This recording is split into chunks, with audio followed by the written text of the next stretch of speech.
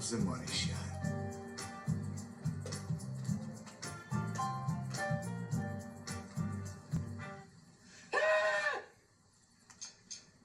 First chick in the armor, Ted.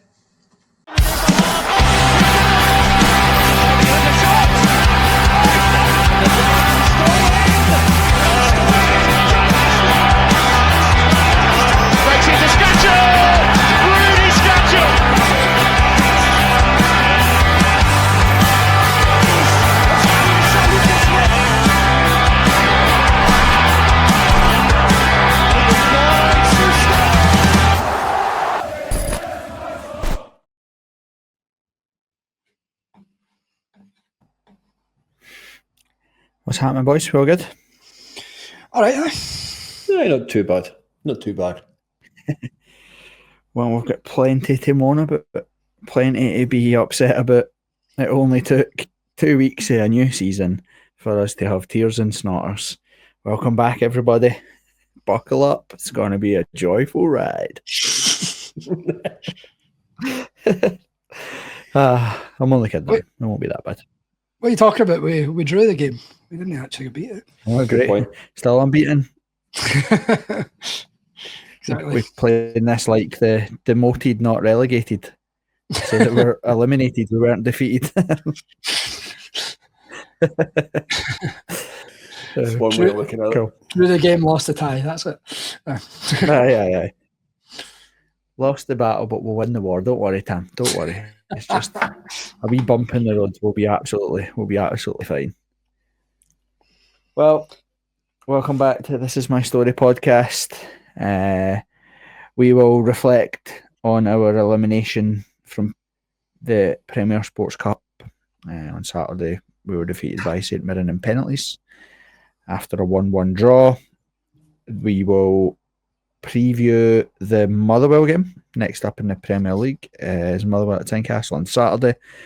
We'll discuss that. We'll talk about where it went wrong Saturday, what we'd like to see sorted for this coming Saturday. We can chuck in some pant wetting if we want, might as well. We can chuck the toys at the pram, burn the place down. I've already ordered a few bed sheets, just trying to figure out how we get budget McInnes out into a snappy slogan. So I'll work away in that in the background with you guys, just in case we lose on Saturday. We'll burn the place down. Pam, what's been happening?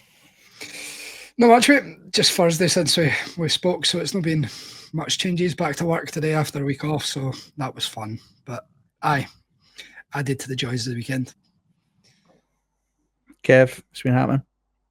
Aye, not a great deal since we last spoke. Thankfully, I was off the weekend, but fairly quiet, and I didn't really want to do much on Sunday. But there you go, shit happens.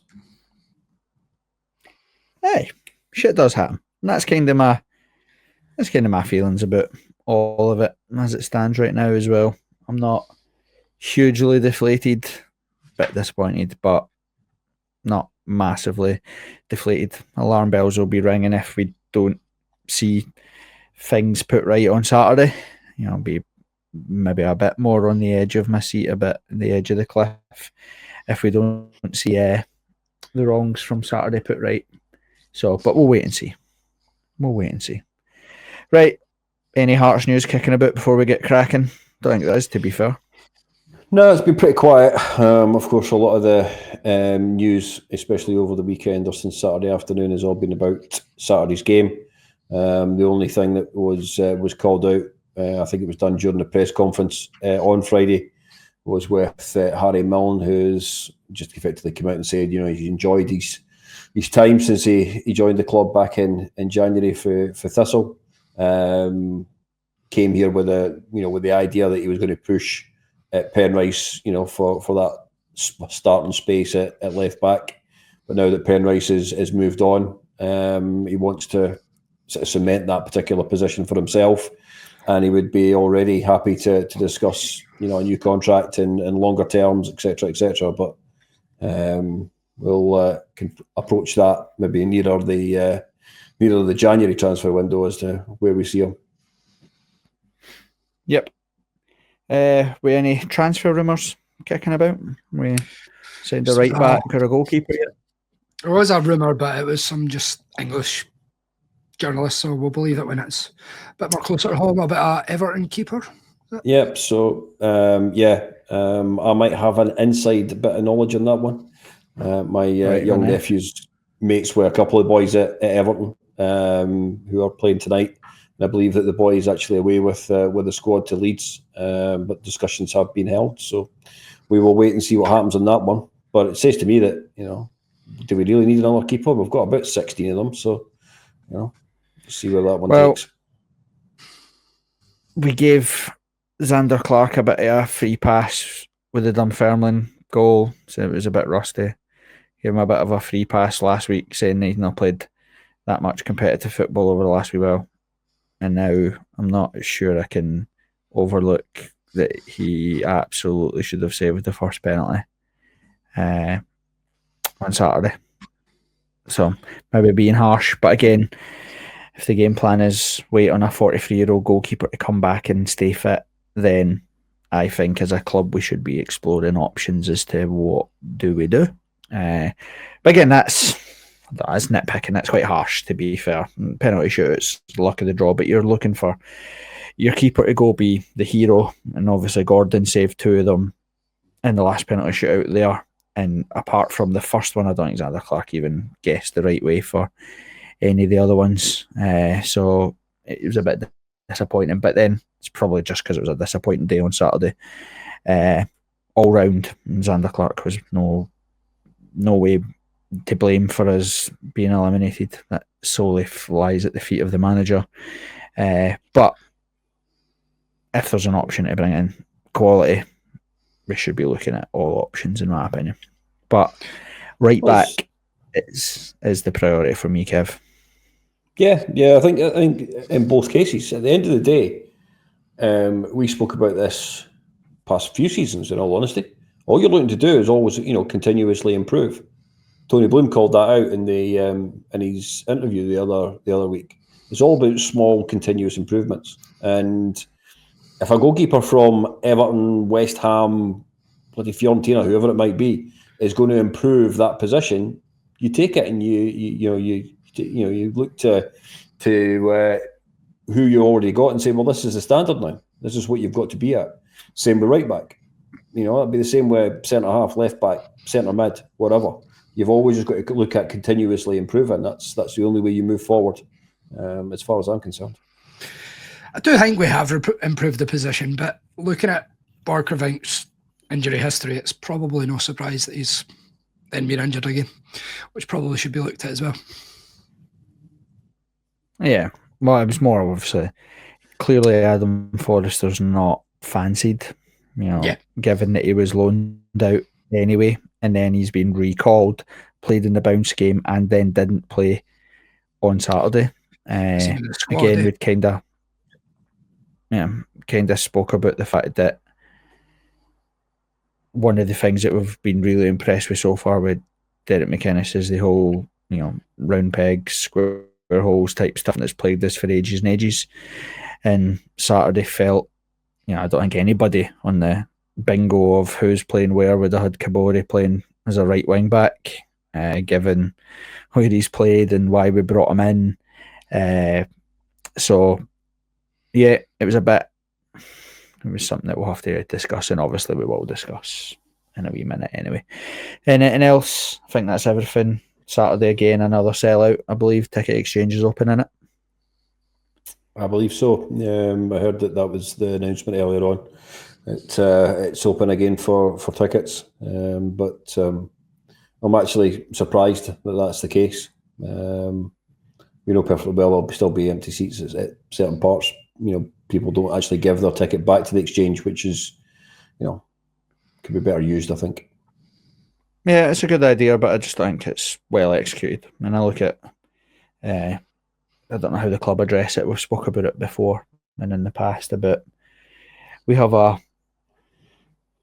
sort of legacy of people that buy up season tickets as their way of giving the club money.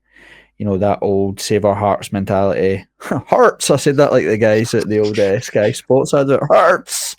Sitting What did I at say that Penny for? on the boat like What a total knob. Hurts. But I've said to Hearts before that it's something that it is a legacy from when people used to feel like they had to give the club money, so they'd buy up season tickets and expat folk that don't live here anymore, but still want to be close to the club. It's great.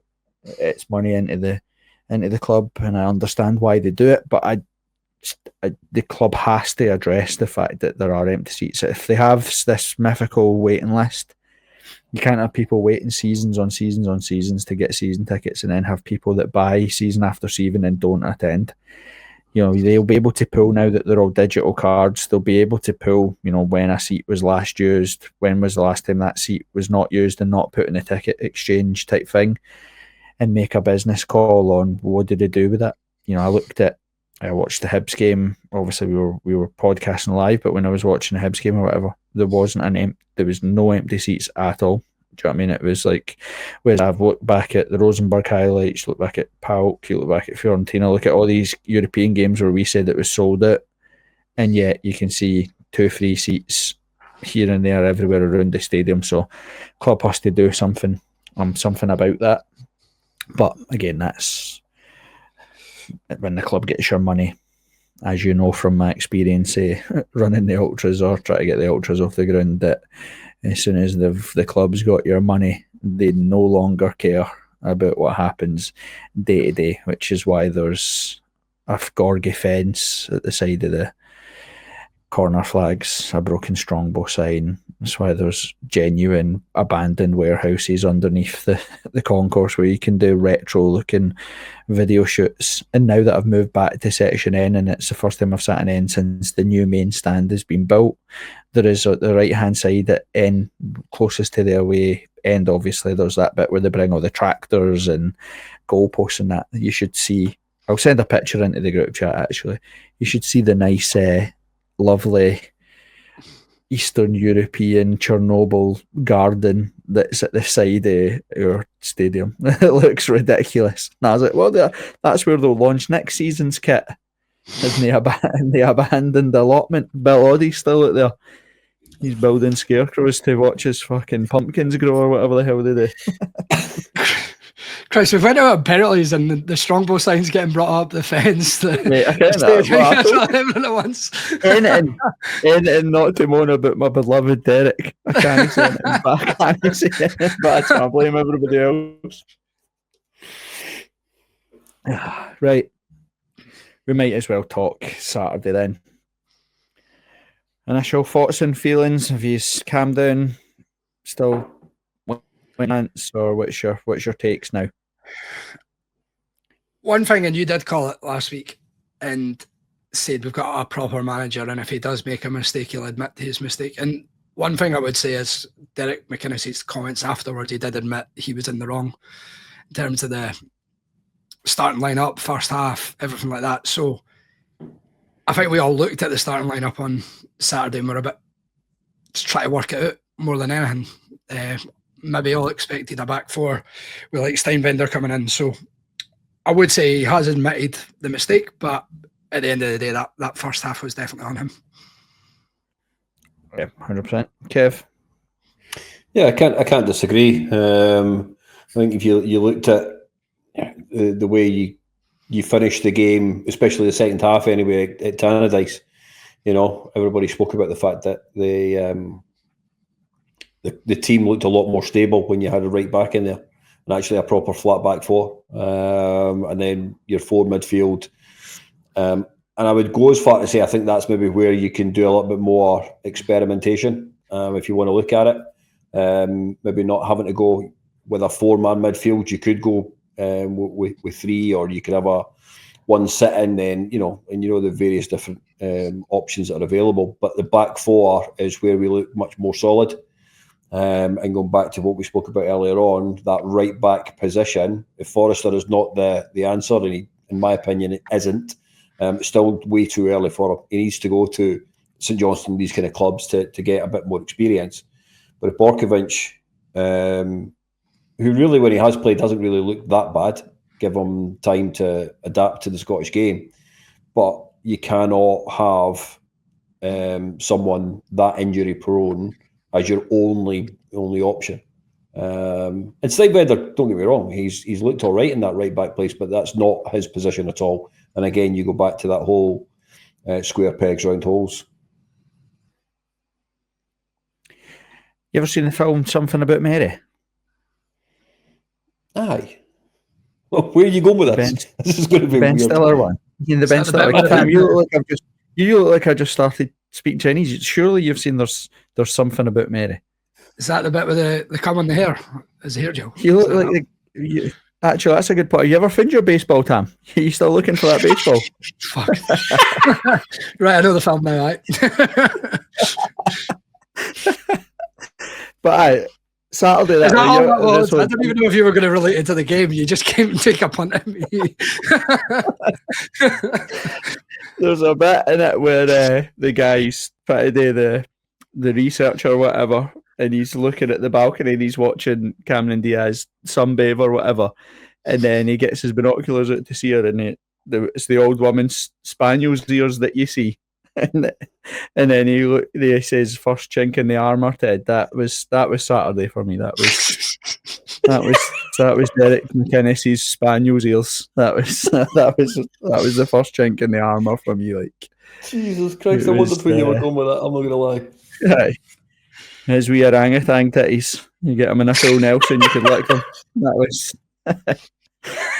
was Saturday for me. That was the first chink in the armour. So this Saturday we have to see Cameron Diaz. We can't be looking at those wee Spaniel's ears, or it'll be absolutely livid. I thought that worried me was that the first half we were St Mirren. We were caught off guard at how aggressive they were, the tempo, the press, and we didn't really settle or find any answers or solutions to something that we knew or should have known was coming, which was a worry because we'd spoke about that. We'd talked about the fact that, Derek McInnes has been there, he's got a good record there, he understands it.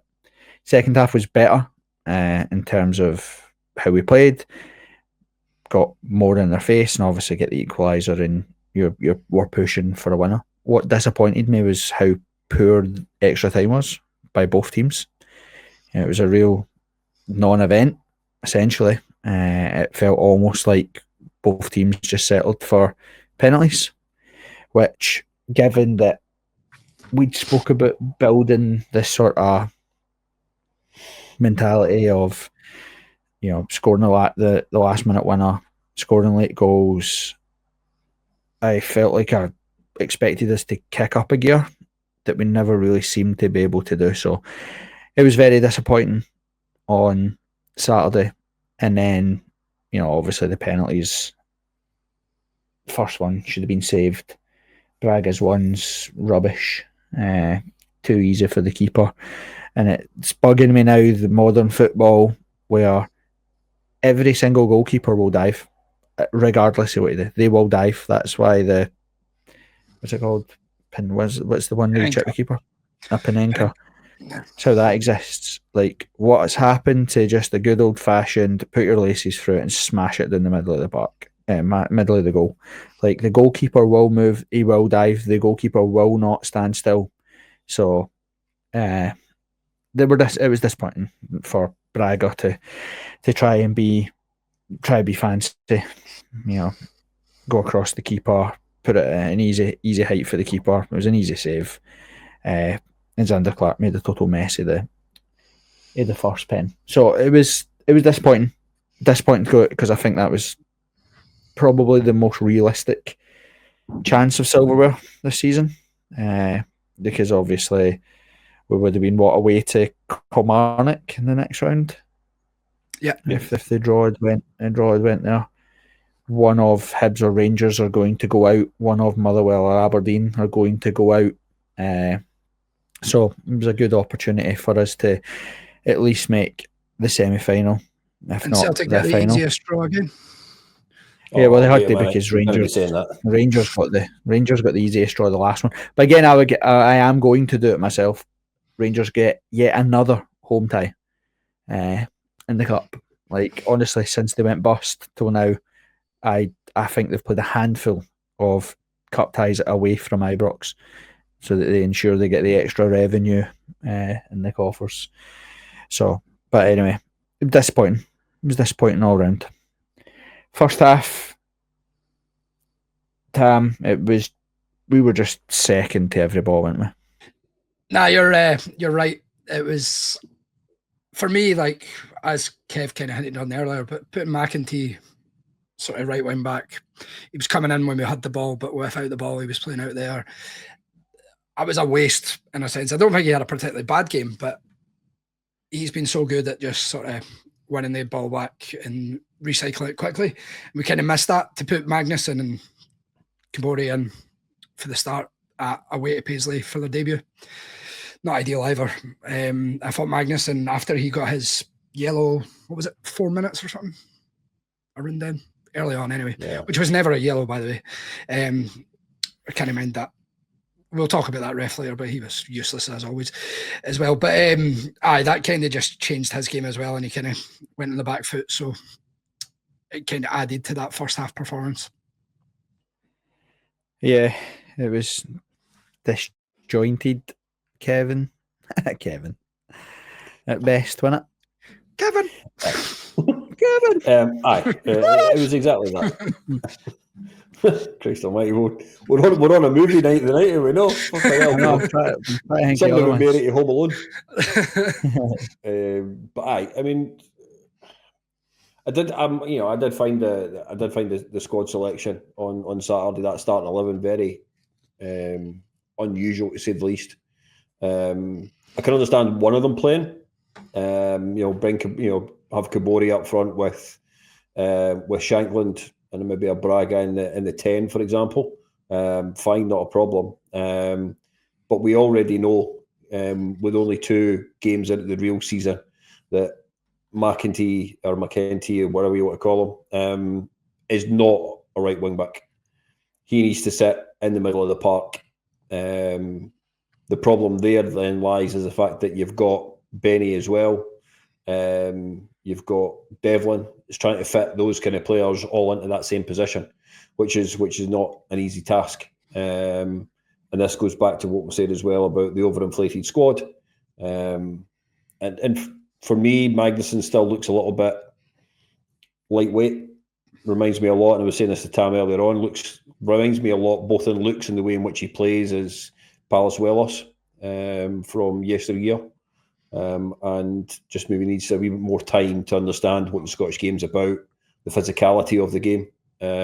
But that is something that plays right into McEntee's sort of wheelhouse and his skill set.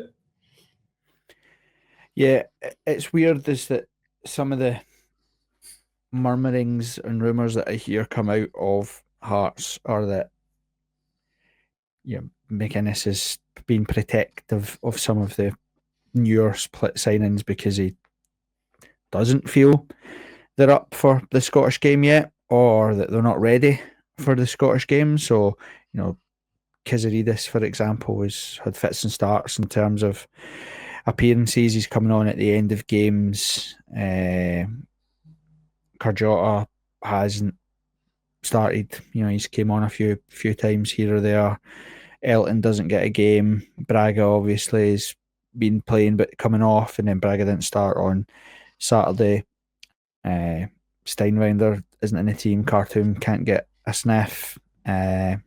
So it's been. I've been hearing that he's either not impressed with some of them or feels that they're not ready yet and trying to protect them. So I found it very, very, very strange for them to stick Kabori and Magnussen into that team at a ground where we knew that they were going to kick us. Phillips, Gogic, these type of folk, they're going to leave one on you. That's the way that they play. And then they've got pace up front. they've got height up front, so they're always going to try and be as direct as the way we like to play. And I just felt it was either proving a point that they're not ready, or it was total naivety that he chucked them in a game in a venue where really it's not suited to them. Given that we'd have Motherwell on Saturday, and Motherwell won't sit in a low block, they won't kick us. Motherwell, have watched them, are going to try and play football. You know, they're going to play out from the back. They're going to try and play tiki-taka football or whatever. It's going to give us an opportunity to be a bit more aggressive in terms of there's going to be space, because they're going to play. They're not going to play a low block. You know, they've not done that in any of the games this season. So we're going to have opportunities to get wide and get the balls into the box and stuff. So like, that's a perfect opportunity at home to bleed them into the first team. It just felt a bit strange on Saturday to kick them, to chuck them straight in. Now, the counter argument to that, if we're playing devil's advocate, is that they should be ready. You know, that this is, you know, if you want to win trophies, if we've been full of bluster and big statements and loads of talk in the press about winning trophies, and we've fell at the first hurdle of a competition where the big teams join and we get eliminated at the first hurdle, it's quite embarrassing. So I felt it was a bit strange on Saturday to chuck them in. First half, we were just nowhere near them. We were actually lucky to go in 1-0, to be honest with you. Sander Clark made a good save to keep it at 1-0. It potentially could have and should have been 2. A couple of half chances from headers, from corners. Is it a concern for anybody that, as much as now, yes, everybody that's waiting, I am about to moan that we only now score from corners, but is it a worry to anybody else that we don't seem to be creating chances or scoring goals from open play? I definitely think it's a call out, and I mentioned this again to Tam before we started. Say that again. No, sorry, on you go, Kev. All right, I was just saying that, you know, from that point of view, we knew that how St Mirren was going to set up. It never changes, right? They play the same sort of formation every single time. They fight for a ball and everything else. We haven't had for a long time a creative player that can actually break teams like that down, that can find that particular kind of pass, and that to me is where, you know, that's a worry. I think the fact of, I think the delivery in from Casaridis in the games that we've seen him, or at the times we've seen him, is actually quite a decent delivery. And I think with time and with more play across the top, you know, that 3-4 guys that are going to be playing fairly regularly, I think you will see those goals coming. But I still get a little bit concerned and worried that we don't have a creative midfielder. Doesn't help when we've got a striker who's like clearing the ball off the opposition's goal line as well, mind you. It's a very fair point. It was just poor. It was poor all round on Saturday. It is a worry. You were at the game on Saturday, Corbett, but where do you see it being lost? Yes, I mean, yeah, you can argue about the fight for the second ball, because to me that was one of the biggest things.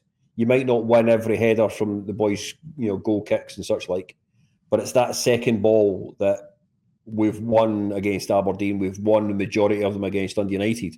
Why did we not win that second ball at Smisa Stadium, or whatever it's called? There's a few things that caught my eye. I thought Shankland was significantly worse without Braga. I think they've had a good relationship. Shankland fell into the role of last season. Shankland, he was too deep. He was too wide. He wasn't involved in the play as much as what we would have liked. And we missed that. Like, we missed Braga's running about. occupying people or whatever. I thought that Kabore and Magnussen didn't know where to pick up in terms of positions. Technically, they'll know where to be, but again, we do that football by numbers type thing that we've seen before. This is where you're supposed to be, and then we get caught off guard because teams don't set up how they're supposed to in the manuals. And I felt a bit like that. I felt like the distances between folk were too far apart, or then too close to each other, which will come from the fact that they don't play and haven't played. McEntee being where he was in the game centrally, we didn't have the presence to win the ball back. And we've been speaking about it for millennia, about having somebody in the midfield that can Callum McGregor again, that can protect the ball, can protect the back four, can carry the ball, can take the ball forward. McEntee has been that guy so far. So when you play him in the positions that we did on Saturday, you lose any effectiveness that he has. So it was just a combination of lots of things on Saturday. Naivety. Maybe we were believing our own hype too much. Or we are now at a point where we're focusing on, right, if we don't score from open play, at least we'll get a goal from a corner. I don't know, Halkett sent one over the bar. Finlay had an opportunity with a header. I think Shanklin had a header as well. But we need to get better at creating chances from open play. What I think we've now played a team that finished 4th, 5th, and 6th in the top flight last season. We've not scored a goal from open play. Graham Shinnie scored an own goal. Finlay scored from a free kick. Shanklin scored from a penalty. Finlay scored 2 headers from corners, and McEntee scored from a corner on Saturday. And off the top of my head, I can only think of Braga's header at Dundee United and James Wilson and Alan Forrest against Aberdeen as clear-cut chances. Milne, I suppose, hit the bar against Aberdeen if we're being fair, but we need to start creating chances from open play as well. You need to be well-rounded. It's great that we are now a threat from corners, but that can't be the only threat that we have. So, yeah, I would like to see us create some chances for open play. Can I be controversial here? Is Braga the new Devlin, i.e., he just runs about up front, but the actual job that you've got him there to do, which is score goals, is not something that he's going to be able to do continuously? Or am I just being very cutthroat and not giving him the benefit of the doubt, given that he's only been here for 9 months, 9 weeks? I think, you're right in terms of we've played however many games now and he's not scored. But what we missed him on Saturday because he chases everything down. Like when you have a team that's playing, yeah, and he's annoying. He's annoying, which is what we need. He's disruptive. So, chasing lost causes, making them turn and play backwards just by being a presence and being a bit of a nuisance is what for me was missing on Saturday. And I think you could see Shanklin's level dropped because he tried to get more involved like he always does when we're struggling.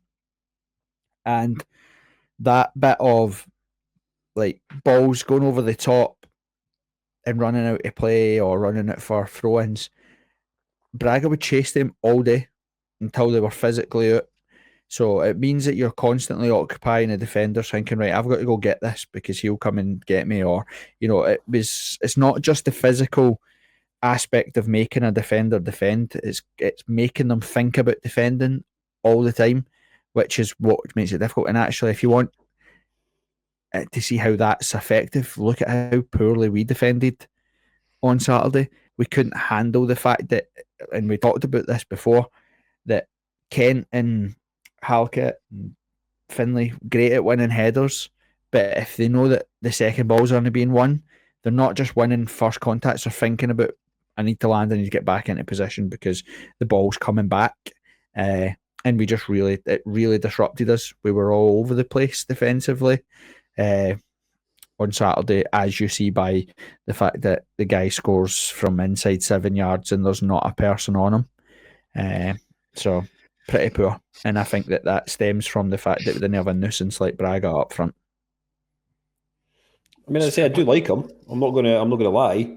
I just think he's better playing in that position of the 10, letting Shankland, him being in the position that Braga is sometimes in. I feel that's going to you're going to get you're more chance of getting a goal out of that than Braga. We all know perfectly well that Shankland knows where the back of the net is in those situations. I think Braga had 2 or 3 chances in the past couple of games, and every single time he's hit the keeper. So it's just an observation more than anything else. Yeah. No, but you're right. He needs to score goals. He needs to add goals to his game. But I do think that we missed all of his energy on Saturday. You see that in the second half, to be fair. When him and Benny came on, it was a change game. And it was made such improvements. Yep. I agree. I don't really know if there's I don't even know if there's anything else to talk about, to be honest with you. It was referee's performance. The second half was better, but but then I know. You're because you're in a huff as such. No, it's these things. One, we know they're poor. A lot of the time, we give them silly decisions or the opportunity to make silly decisions. Sometimes I get more frustrated at us giving them the chance to be annoying. Do you know what I mean? Like there were points where we were just being daft, and I'm like, what are we doing? Killing ourselves. The manager spoke about it at Dundee United, breaking up our tempo, breaking up our rhythm, knocking people over when they're going towards their own goal, facing their own goalkeeper, and you give them an out by fouling them or giving them the opportunity to go down. The referees in this country are awful. No, that's no surprise. Was there VAR in these rounds? No, there was in the other games, but you can choose to. No, I thought it was agreed that they weren't going to actually have VAR until it got to the quarterfinals. Fair enough. I think it came down to the fact that not every club have the facility, so it was down to that. So I think it's more the fact that they get to make it fair and consistent. Yeah, exactly. It's not like you're going to get VAR at Morton or something like that. Correct. Well, because I don't know, maybe I've only watched it once back because I was enough. But there's a part of me that thinks Gogic might or could have been close to being offside on Saturday, which is why I was a bit like, is there no offside? But anyways, the referees, we've been, and again, you want my tinfoil hat on, tinfoil version 2 of the season already. We've been so vocal in the press about winning and doing all this stuff. This is what will happen. Referees will get people sent off for having earrings in and all that type of stuff, and because we've dared to be bigger than what we are. But there you go. Are you saying Tony Bloom's going to go all Vlad on us and start calling it out?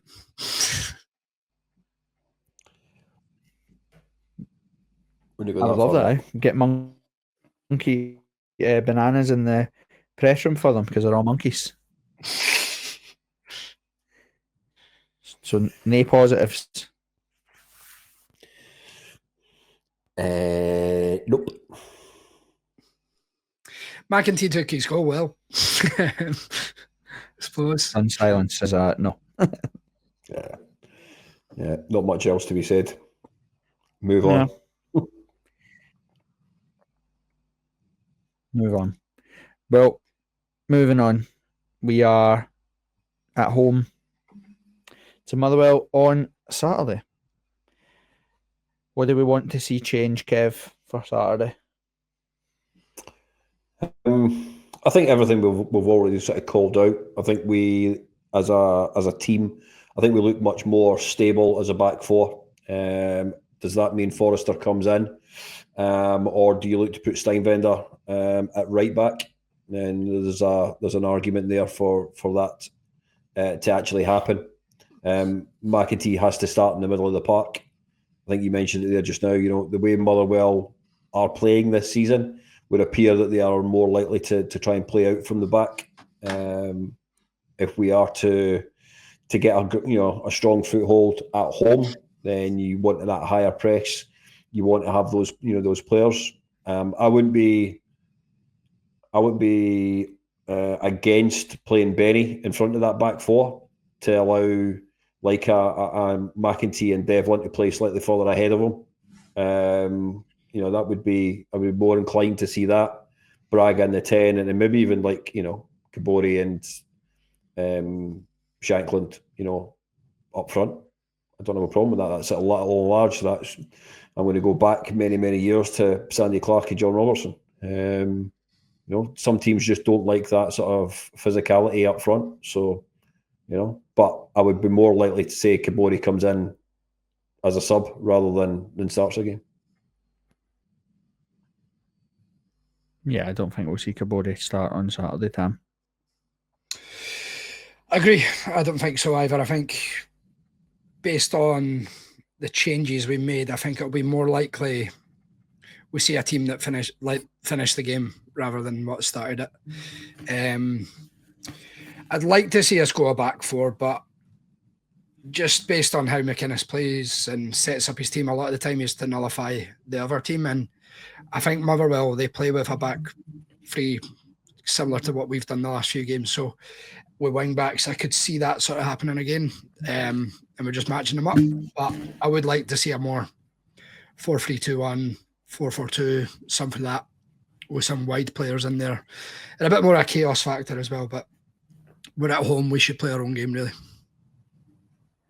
Yeah, I think that's where we're at now, is that we need to see a settled 11. We now don't have anything other than league games to play now until January when the Scottish Cup kicks off. So it's now best 11, best formation, week in, week out. We've done the rotations, we've done the play. We play the best players that are available and play our game.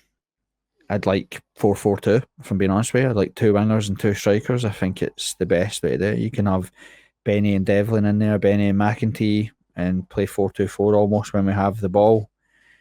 Kizarides high and wide, Braga and Shankland, Kabori off the left, whatever it needs to be, if that's what they want to do. But proper wingers and 2 men up front, high tempo, aggression. Basically, don't let them settle. Motherwell will try and play very simply more like Sunderland did than how Aberdeen did. And we rolled over the top of Sunderland by the fact that they were trying to play nice passing football and they couldn't handle the press. So I would like to see now we've kind of had a bloodied nose. I'm hoping that that's what it is. And now it's best players, best positions, and start to show more than what we've shown in other games, that we have more than just a one-dimensional way of playing. Now, don't get me wrong, that we've been... there's a difference between being direct and then being direct in the sense of hoofball. We've never been hoofball under Derek McInnes. We've been direct, we've been purposeful, which is non-negative possession, no point in having it and passing it about. It's been get it wide, get it in the box, see what happens. It's been hit a diag, switch the play, all that sort of stuff. So I'm looking forward to Saturday to see how we react to all of what went wrong this Saturday. And I think that in the nicest way possible, we've got an opportunity against a team that won't play a low block. So the game will be pretty open on Saturday. So it means that we have to be defensively sound, which is why probably a Benny may come in You might see Devlin drop out. You might even see McEntee drop out. I wouldn't be surprised if it is Benny and Devlin in the middle of the park, and it is more like a 4-4-2 rather than a sort of 4-2-3-1 formation. But we have to play at a better tempo to have any chance of winning on Saturday. Right. See, when you just a question for you, but see, when you talk about like keeping a settled 11, all that, does that provide worries with the size of the squad at this point in time? Because we spoke about it last week in terms of bringing on quality went off the bench, but when you look at it now, it's like how do you keep these people happy going forward that aren't even getting there, or do we just need to get bodies out the door at this point? We've said the same thing on repeat, and we'll keep saying it. It's the easiest. The easiest solution is right in front of everybody, which is to win and keep winning. That's how you keep players happy. You know, if you're sitting on the bench because the person in front of you's 8 out of 10 every single week, there's nothing you can do. You know that you're understudy. Know that you have to be there, and hope that you get an opportunity. And then when you do get that opportunity, you take it. That's the way that it works. If we see rotation again on Saturday for rotation's sake, if we see players playing in positions that they probably shouldn't, then that's when you start. We've talked about this before. We talked about you sit on the bench as a right back and watch the manager bring on a left back to play at right back, and you're sitting on the bench thinking, well, I'm no a right back away from getting on the park. I'm now 3 or 4 people away from getting on the park. I'm completely out the pecking order. So you have to win games. That's what keeps everybody quiet. We've got to be brave as well. There's a part of me that thinks that if Shankland needs to drop it and play Braga and Cabot and see if it works, and that's what's got to happen. We can't, if Clark has to be dropped and put Fulton in and see if it settles the team down, do it. If Kent has to get dropped and bring Steinwender in and Forrester to right back, then do it. Like, do you know what I mean? Like, we shouldn't be scared to shake it up to see if we can win.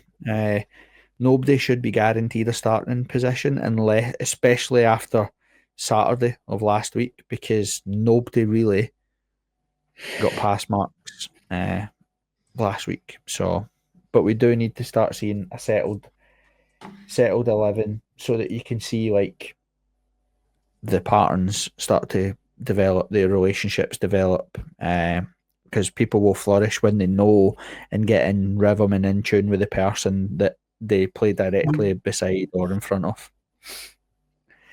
Right. Do predictions. What's your score prediction, Tam, for Saturday?